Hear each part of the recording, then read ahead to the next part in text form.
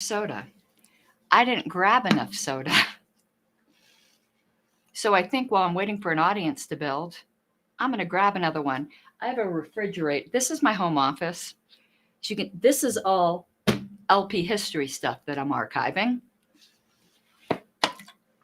But it's late. I'm not so sure anyone's going to be watching this live. I hope so, because I like the comments.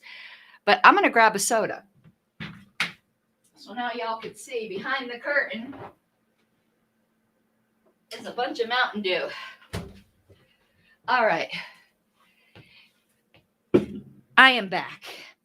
And I think because it's so late, most people will watch this after the fact. But if you're here, please keep me company in the comments. Now you saw my secret fridge, and you can see my stash of Liberty Crowns over there and my empty Mountain Dew thing. So you can tell I do drink a lot of dew.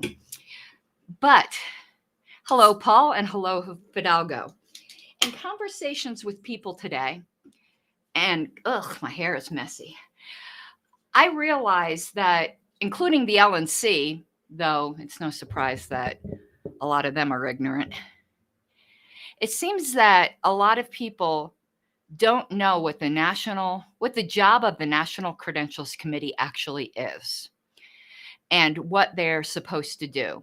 Hello, Dave. Hello, Carlin. I already said hello to Paul and Fidalgo, but why not say it again? And as I always say, super chats are always welcome. I'm trying to do, though, here a public service or an LP service.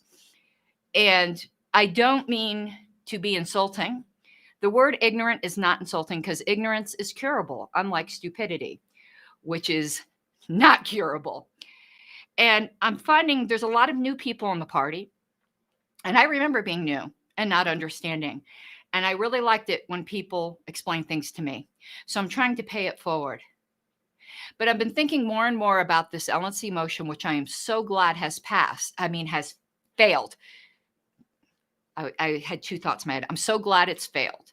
And that's the one that says that the LNC was to instruct the Credentials Committee to omit from its report the delegations of Massachusetts and Delaware and report the dispute to the convention. I already dealt with how that was a gross overstep of the LNC's bounds, that it's not a subcommittee of the LNC and they have no business instructing them. I also realized that I kept mentioning there was a poison pill in that motion, but never told anyone what it was because I didn't take a note. And I'm going to tell you all what the poison pill was at the very end. If I forget again this time, remind me some other show, because I want to talk more about just basics. This is the job of the Credentialings Committee. They have very limited authority. They do not determine who the delegates at convention are. You do, by accepting the report of the Credentials Committee. The report of the Credentials Committee is basically just the facts, ma'am, and a recommendation that you accept their findings. But what are they allowed to find? The Credentials Committee has the power appointed to it by our bylaws, and then where our bylaws are silent, where Roberts would take over, whether or not George Phillies likes that or not, because he doesn't seem to like where the bylaws are silent, Robert takes over. The Credentials Committee has only several jobs. They are not the gatekeeper of who gets to be a delegate. You are. The Credentials Committee takes the lists within the bylaws deadlines of the delegation lists submitted by undisputedly recognized affiliates. And they make sure that the people on that list meet the qualifications to be delegates under the national bylaws.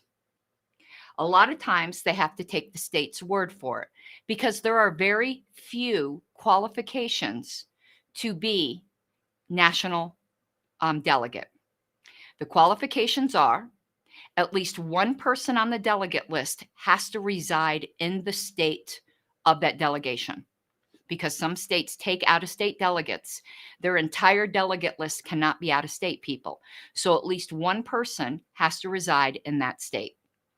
Number two, it has to be from an officially recognized delegate. Number three, they either have to be a national party member, a national dues, I believe it's dues paying. We can look up the bylaws.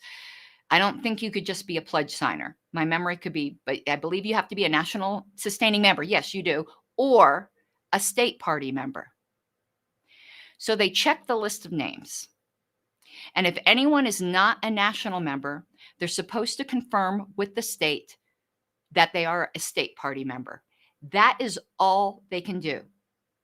The credentialing committee does not have the authority to look into whether or not there were any internal state bylaws violations in the election of their delegates. That is not the job of the credentialing committee. This came up in discussions when I was talking about Arizona, where some people are disputing the election of their delegates was done in accordance with their bylaws. So they're wrong on that. But let's pretend that there was a legitimate dispute. It is not the job of the credentialing committee to even look at that. That is not their job. That is the job of the delegates in Reno. So let's make up a state name, because I don't like using real states because I feel like I'm hexing them in some way. So let's pretend that this is the state of Utopia. This is some actually wonderful perfume. So the state of Utopia submits their delegate list. And there are members inside the state of Utopia who don't believe that their delegates were validly elected. Or, even more troubling, there were people outside the state of Utopia who don't believe Utopia's delegates were elected properly. And now that's not always troubling, but in the case I was talking about earlier today, it is troubling. There isn't a one-size-fits-all on these things. The credentialing committee, it's not their business. So the members of the state of Utopia or outside of the state of Utopia would have to make a challenge from the floor. It is their job. Now, with Delaware, the credentialing committee could make the decision to omit Delaware from their credentials report. Why? Because there is a dispute. There's an ongoing, the JC is going to make a decision one way or another. But there could be arguably a dispute as to who is the legitimate affiliate in Delaware. The credentials committee could omit that state from its credentials report and submit it to the will of the delegates because they're not sure who the legitimate affiliate is. That happened before in Oregon. Or they could make a determination by having a hearing to see what slate of delegates they should put in when there is a dispute as to who is the legitimate affiliate. But if there is no dispute as to who is the legitimate affiliate, and the legitimate affiliate chair submits a list of delegates and they all meet the requirements of being a national delegate, the credentials committee has no right to omit them from the credentialing report. So that motion by Aaron Adams, no matter how despicable the behavior is in Massachusetts.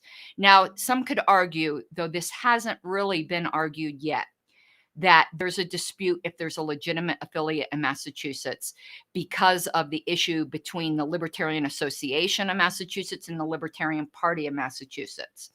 I've seen no evidence that there's not a legitimate affiliate in Massachusetts. So even though what they did by expelling the 47 members was despicable and calls into question the legitimacy of their April convention if they do not reinstate those members. It is not the job of the credentialing committee to deal with that. It is the job of the delegates at convention.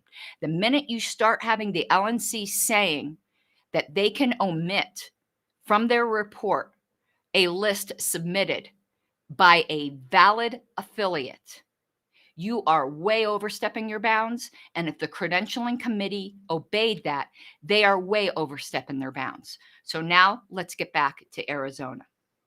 Chris Lucchini threatened the regional representative that's supposed to represent Arizona, threatened that he was going to add to the motion that the credentials committee should omit Arizona from its list of credentialed delegates.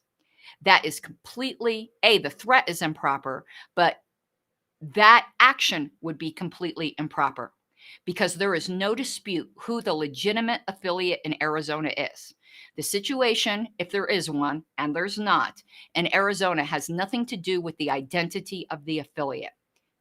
So people need to stop acting like the credentials committee is the gateway because they don't like a decision that was made at a validly called convention. That is not the credentials committee's job. And some people who are asking for this, they're not asking for this out of malice. They're not asking for this out of sneakiness. They're asking for this because they're ignorant about what the job of the credentials committee actually is. Perhaps because their state credentials committee has more power than the national credentials committee does. But you really got to understand that the job of the National Credentials Committee is very limited. You should be grateful for that because the LNC appoints 5 of them. And if they had more power, the LNC could have more influence over who the delegates are at convention. And that affects people who are currently on the LNC who are rerunning and trying to protect their seats. So please, whenever you see anybody saying, well, I don't like what happened in Wyoming, so the credentials committee should omit Wyoming from its credentials report, you are wrong. The Wyoming affiliate, there is not a competing affiliate in Wyoming. There is no doubt that that's a legitimate affiliate. They have not been disaffiliated. So even though you may think they held a secret convention, even though you might think it's wrong that the signups have been disabled on their website for, I don't know, close to a year now from what I hear, the Credentials Committee has no right to omit Wyoming's delegates from its credentials report. I agree with you about those complaints about Wyoming, which is why I would support a challenge to their delegation from the floor. But do not ask the Credentials Committee or expect the Credentials Committee to insert itself into this dispute. That is not their job. So I hope I've made clear, because it's really simple, what the job of the National Credentials Committee is. Now, I see a lot of comments in my feed about New Hampshire in the comments. I was the parliamentarian for the New Hampshire convention. I spoke to the chair of New Hampshire, who was my client, and asked him if he wished for me to give any public opinions about what was going on with Darryl Perry's petition, because this is my client. And he said, at least right now, I don't know if there's been a meeting of the board, but I take my marching orders from the chair who retained me, not the board. And the chair told me it is his position, this is bullshit, and he doesn't want me to comment on it other than that. So while I know a lot of members may wish me to go into detail into Darryl Perry's petition, you got to understand that I'm also a parliamentarian and I have certain ethical obligations of, you know, what my client expects. So no matter how much I might or might not want to discuss what's going on in New Hampshire, the instructions are from my client that this is bullshit.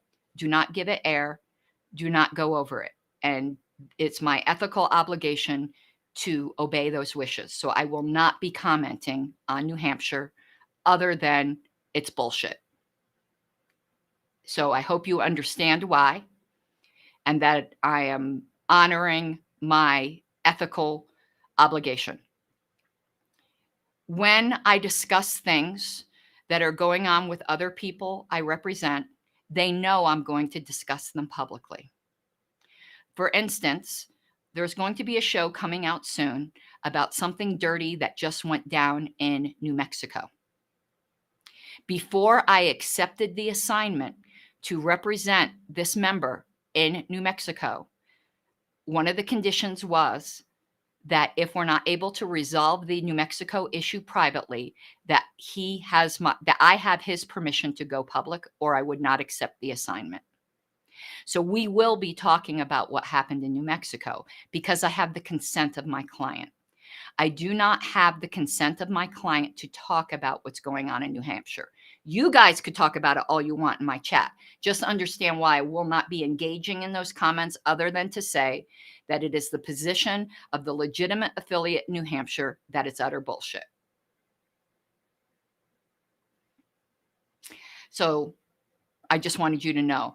So if there are any questions about the proper role of the Credentials Committee, please just ask me. Something that's gotten lost in all of the drama that has gone on with the LP. Libertarian Revolution. It's the LNC member, because Chris Lucchini is the chair of New Mexico, once again interfering. It's dirty. And I want to dedicate a whole show to it, and I don't want to do it while I'm tired. So I will not be doing it tonight. And plus, I want the LNC to be aware of it before I make the public aware of it. But it will become public because I have the consent of my client.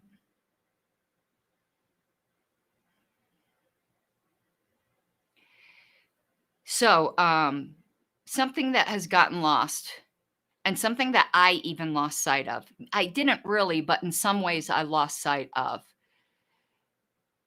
In the trauma of the past year almost is that my passion, and it manifests itself in party history, but my passion has been internal party education. There's very little that I love more than a newborn libertarian. And I like teaching them how the party works. I like teaching them about bylaws. I like teaching them about Roberts. I like teaching them about the proper roles of the credentialing committee instead. And I really hope, if we survive Reno, that I can go back to the role of being an internal party educator. Because I really remember what it was like to be new and lost. And I don't want other people to feel that way.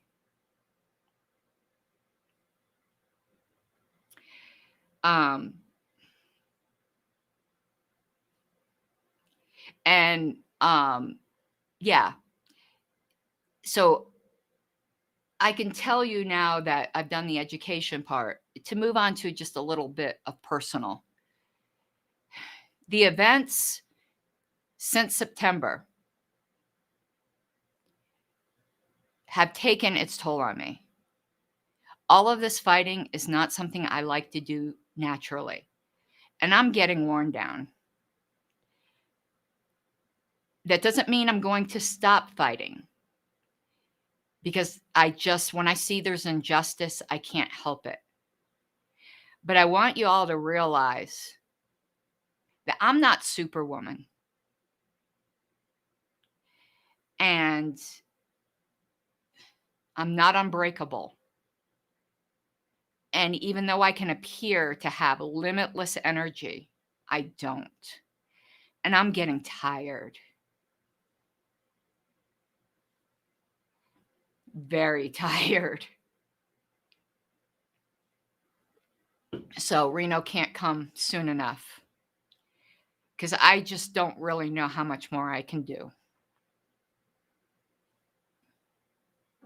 or take. We all have our breaking points. And none of this is like saying, oh, I'm going to leave. Because no, I'm not. I'm just saying that I'm going to be stepping back as much as I can from the drama. I'm not leaving abandoned the people I'm helping. I never will do that. But if some new drama breaks out, I just don't know if I have the bandwidth to get involved. People I've already made commitments to: Delaware, Massachusetts, New Hampshire, New Mexico, Arizona. I will never abandon them. And obviously my own state of Colorado. But I don't know if I'm going to take on anything else. I'm tired.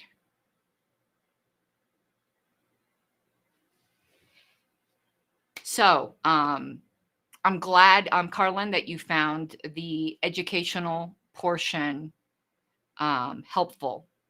Before I got removed unjustly from the LNC, I was doing a show called So You Want to Be a National Party Delegate, but You Have Questions.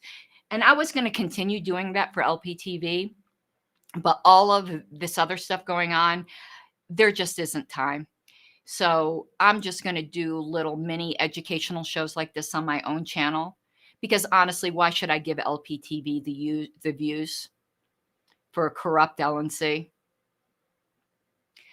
I might as well just have the views on my own channel, where I know then people will get notifications and I'm not doing it for the money. In fact,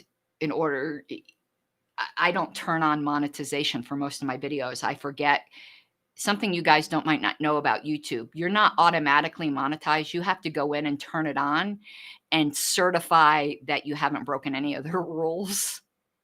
And half the time, even when I haven't broken any of their rules, the minute I turn monetization on, any of you are YouTubers, you will feel my pain. It immediately goes to limited, and it says, because there's questionable content.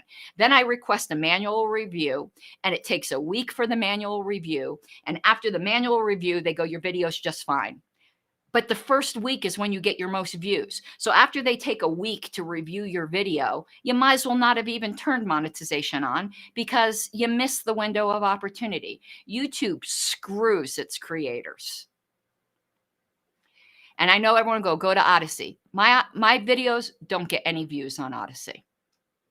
And if I'm here to spread information, I got to go to where the people are, even if I don't like the platform as much as other platforms. This is where the people are. So this is where I am. I wish Odyssey got the views. A video here that will get 300-400 views gets 5 views on Odyssey. I am not spreading the word on Odyssey. So my videos are there. They're automatically mirrored there. But Dennis Pratt, maybe that's correct. But right now, YouTube is where the people are. I would quit Facebook if that isn't where the people were.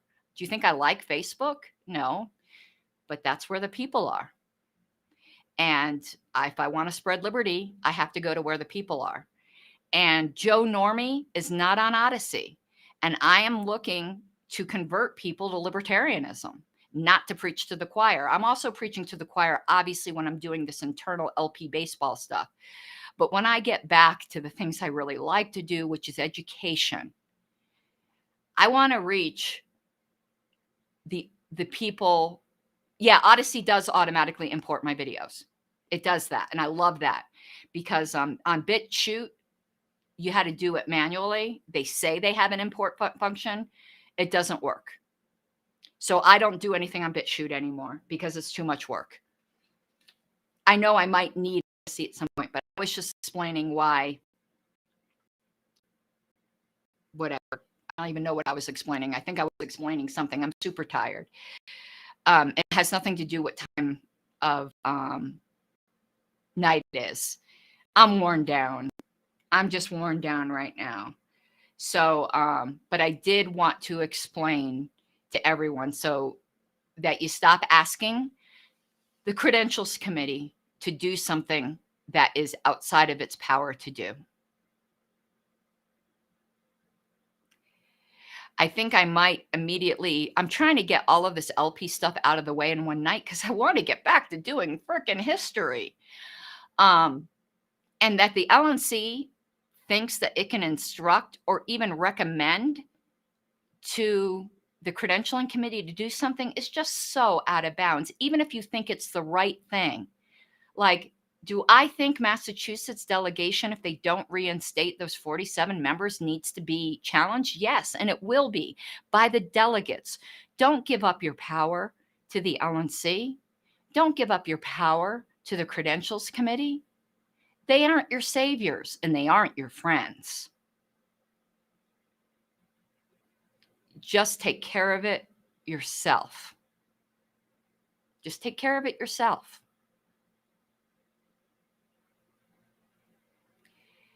The poison pill. I wanted to tell you guys. And this is why I'm so glad that motion failed.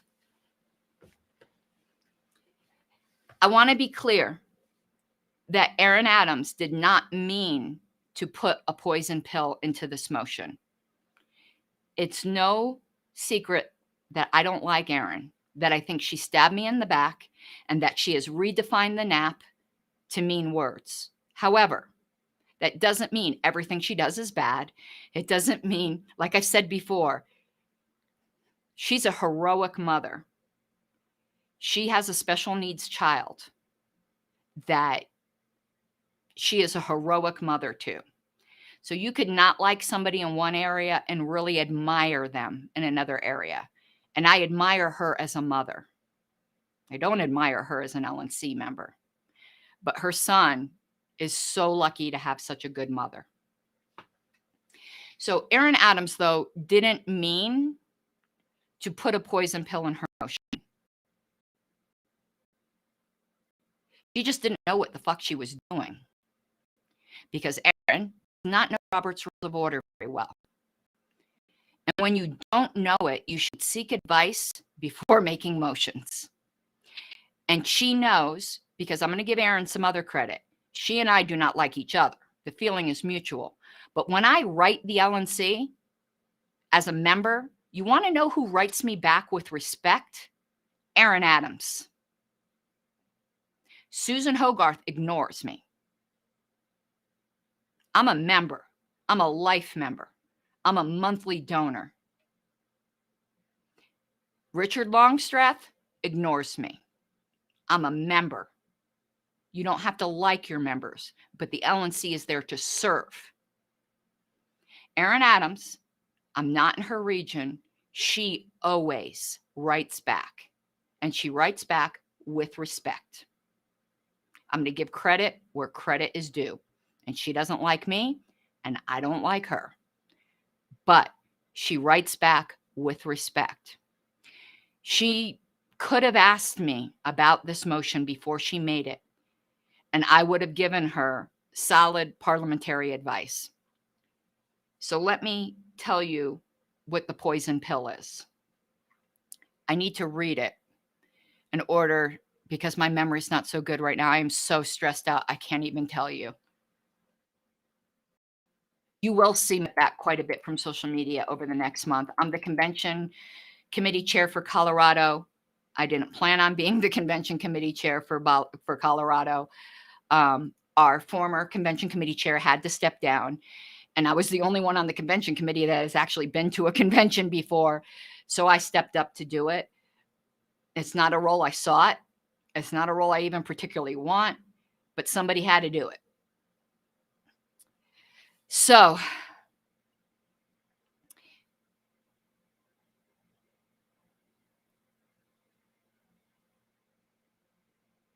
okay, I'm looking at the motion here, and I need to read it. Okay, I only need to read one clause of it. It says, resolved that the Libertarian National Committee hereby instructs its appointees to the Credential Committee of the 2022 National Convention to vote to omit from its report of the initial credential list of delegates. Okay,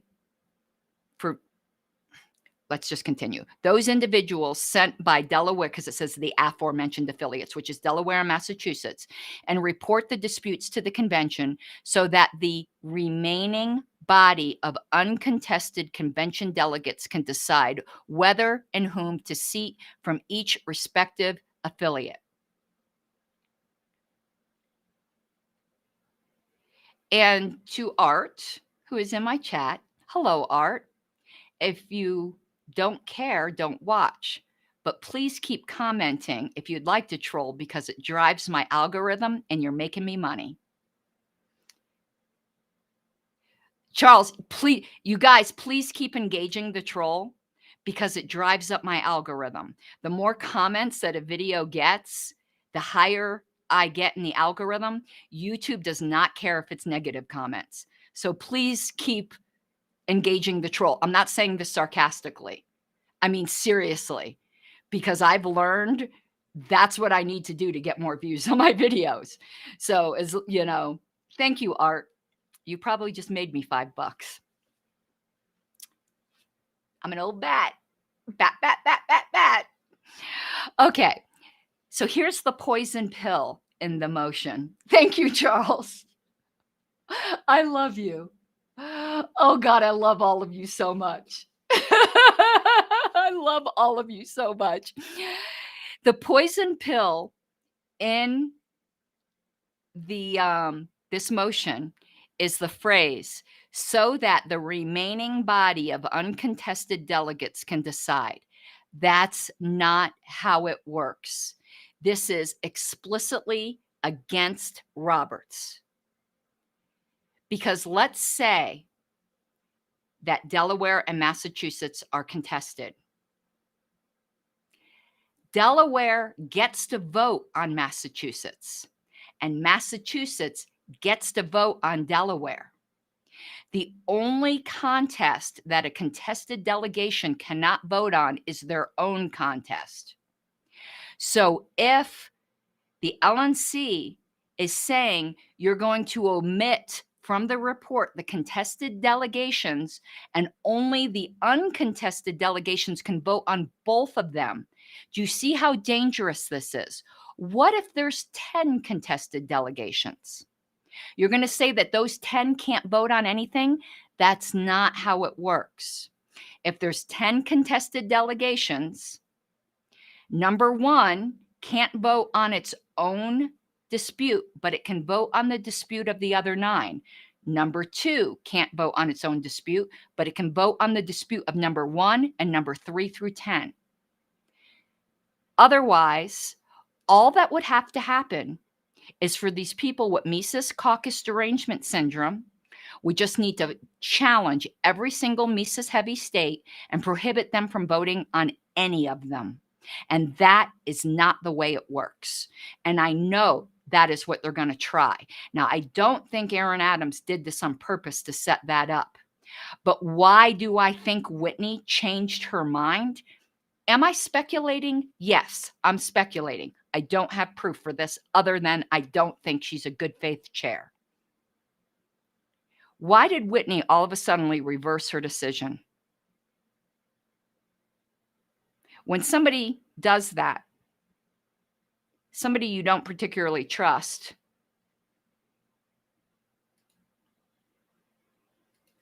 like her, you have to ask yourself why. And that's when I discovered the poison pill.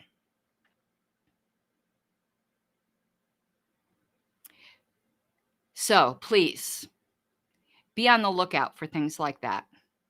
And be on the lookout for this trick, because this is the trick that is going to be played at the National Convention. Mark my words. And be aware that it's completely legal.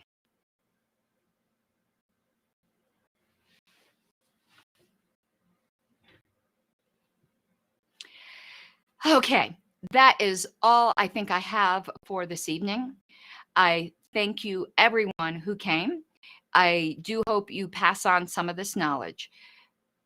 A show I want to do potentially tomorrow. It's also on, I want to give an update. I know, Charles, he's not a good troll. We've had some really good trolls, but not a good one. Not a good one at all. I want to do an update on what's going on with the platform committee. Also want to invite you all to the next meeting of the platform committee. I would upload the platform committee meetings to this channel, but I don't want to be accused of the LNC of monetizing the platform committee, even though I would turn monetization off.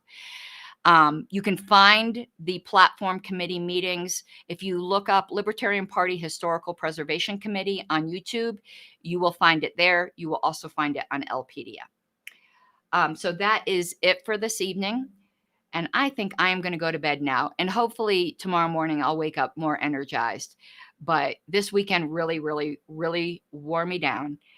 But the, the support and the appreciation of you guys is what sustains me.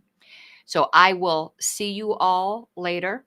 Definitely tomorrow. You know, I do try to do a show each day. And you have an awesome night. Mi guapas de libertad.